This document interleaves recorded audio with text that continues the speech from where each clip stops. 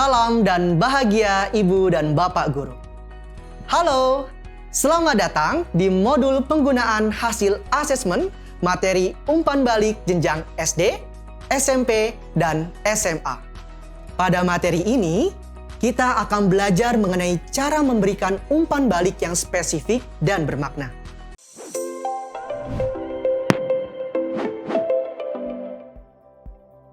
Seperti yang sudah disampaikan dalam materi merencanakan tindak lanjut asesmen, pada pembelajaran paradigma baru ini, penilaian atau asesmen menerapkan paradigma growth mindset atau pola pikir bertumbuh. Pola pikir yang mendorong pembelajaran sepanjang hayat.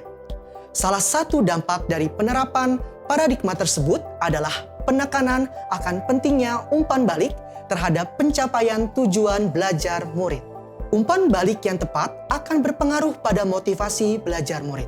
Pemberian umpan balik dilakukan untuk membangun kesadaran pemangku kepentingan bahwa proses pencapaian tujuan pembelajaran lebih diutamakan dibandingkan dengan hasil akhir. Lantas, bagaimana cara melakukan umpan balik yang tepat di jenjang SD, SMP, dan SMA? Ibu dan Bapak Guru, sebenarnya apa itu umpan balik? Umpan balik adalah komentar atau respon terhadap hasil karya dan proses belajar murid yang relevan dengan teknik penilaian formatif yang diberikan. Umpan balik menggambarkan apa saja yang sudah dicapai dan apa yang seharusnya dapat dilakukan oleh murid dengan lebih baik dalam mencapai kompetensi yang dimaksud. Selain itu, umpan balik juga berisi saran terkait strategi apa saja yang dapat diterapkan oleh murid untuk membantu meningkatkan hasil belajar yang telah ditargetkan. Umpan balik sangat diperlukan baik bagi murid maupun guru untuk perbaikan proses pembelajaran yang berkelanjutan. Umpan balik juga dapat dilakukan antar murid atau peer feedback. Guru dapat memberikan umpan balik baik secara verbal maupun non-verbal sesuai dengan kondisi yang ada. Guru didorong untuk melakukan umpan balik secara interaktif dengan murid. Guru juga dapat memberikan umpan balik dengan cara mencontohkan. Jika murid memerlukan contoh bagaimana melakukan sesuatu. Umpan balik dapat dilakukan pada saat proses pembelajaran berlangsung. Setelah melakukan penilaian, atau setelah murid selesai mengerjakan tugas.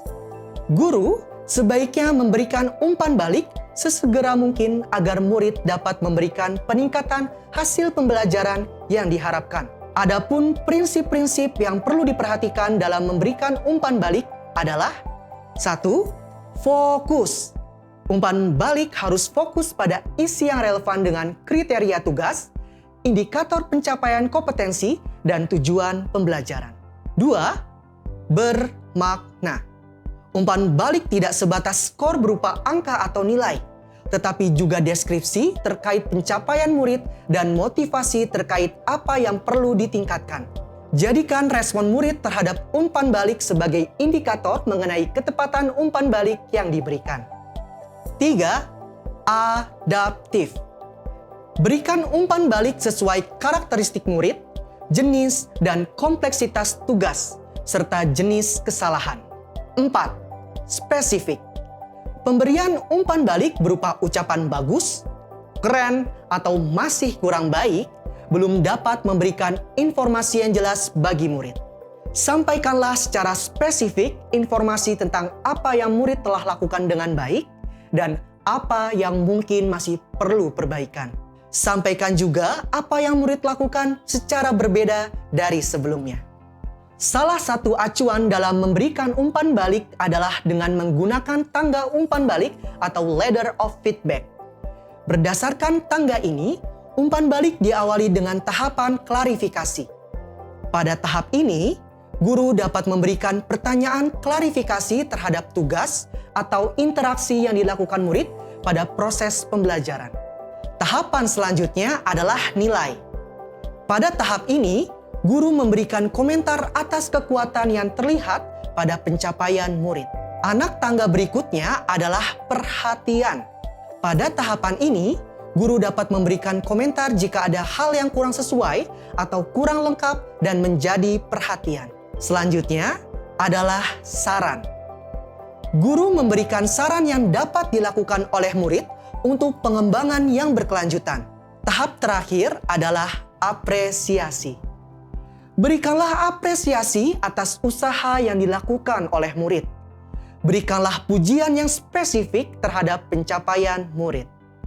Ibu dan Bapak guru, marilah kita simak penjelasan contoh penerapan tangga umpan balik agar ibu dan bapak mendapatkan gambaran yang lebih jelas.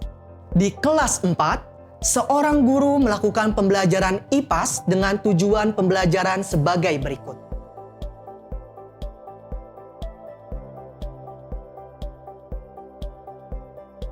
Untuk mengukur ketercapaian pembelajaran tersebut, guru melakukan asesmen di mana murid dapat menunjukkan pemahaman mengenai pengaruh siklus air dalam presentasi dan pameran karya. Dalam pameran karya, salah seorang murid menampilkan karya sebagai berikut. Berdasarkan hasil karya ini, guru dapat memberikan umpan balik seperti pada tayangan berikut. Jadi, berdasarkan postermu itu dapat disimpulkan bahwa siklus air dimulai dari penguapan air laut.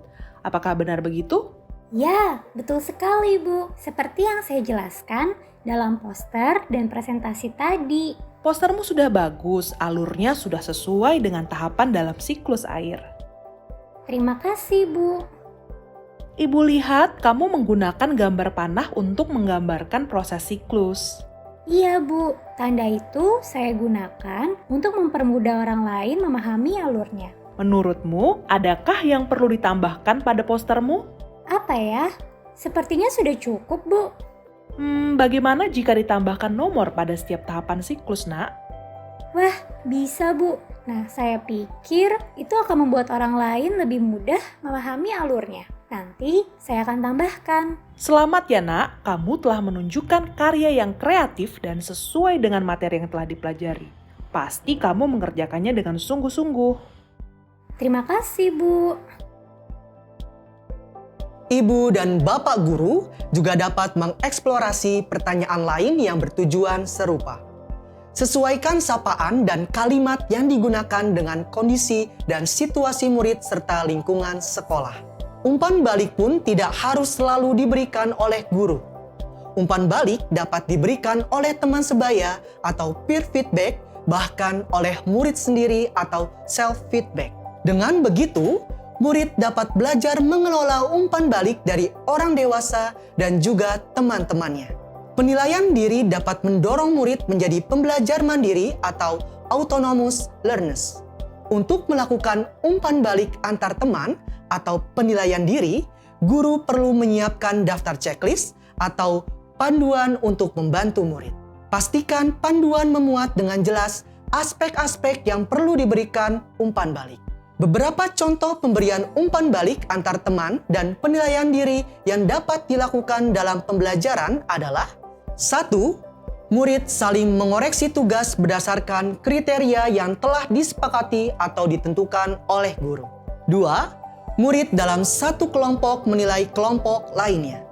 3. Murid menilai tugas mereka sendiri dengan menggunakan daftar checklist dan menyampaikan alasan hasil penilaian dirinya kepada guru atau murid lain. Ibu dan Bapak guru, sekian materi tentang pemberian umpan balik. Guru dapat menjadikan hasil umpan balik untuk mengembangkan pembelajaran yang berkelanjutan. Sebagai penutup, mari kita refleksikan bersama beberapa hal berikut. 1. Umpan balik seperti apa yang pernah ibu dan bapak guru lakukan? 2. Bagaimana ibu dan bapak guru memanfaatkan hasil umpan balik yang dilakukan? 3. Manfaat apa yang ibu dan bapak dapatkan dari pemberian umpan balik? Selamat belajar ibu dan bapak guru hebat. Salam dan bahagia.